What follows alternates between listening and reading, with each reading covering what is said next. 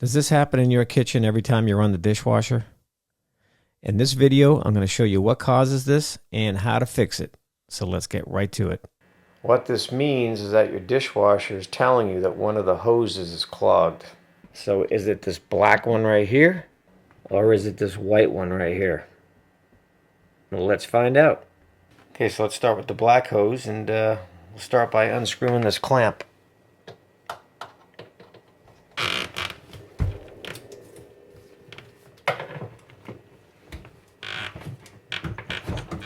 Okay, so yeah, you can look right down the hose here. You can see all that debris. That's what's forcing that water back up through the air gap right there.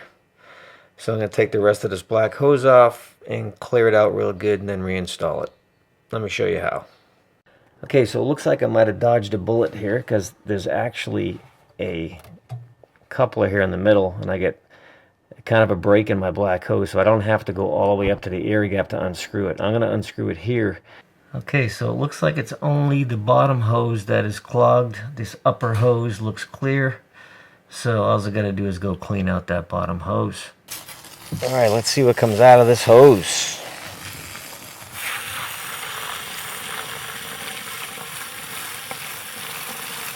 Okay, before I can put the hose back on, I gotta clean out this port right here where the hose connects. As you can see, it's got a lot of debris built up in there as well. So if you got one of these handy, this might come in handy to clean out this little port right here.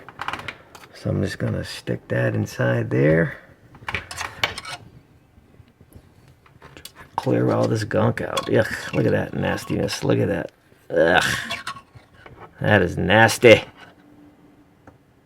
And all this nastiness coming out of here is also contributing to the plumbing odor I get at the disposal. So if you get a bad plumbing odor at your disposal, you may want to get ahead of this and just disassemble this hose and clean this out real good, because that's just nasty. The smell is horrible. Okay, got this all nice and clean. Let's get this hose back on. Okay, I got the clamps back in place. I got everything nice and snug. Don't overturn these, you might break the plastic. Stub out is plastic, so don't crank this too hard. And I got the other one over there also nice and snug. So this is all back together. So our little air gap over here should not be leaking water anymore.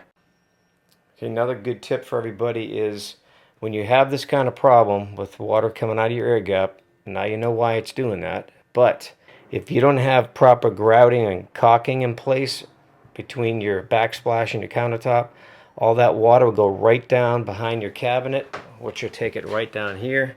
And this is the #1 area I find moisture stains and damage when I'm doing home inspections.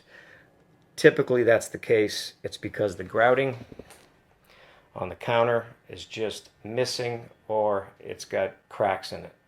Okay, another thing to look out for is if your air gap is not mounted properly and it's loose, which there's a nut underneath the counter that you have to tighten, which is a real pain in the butt.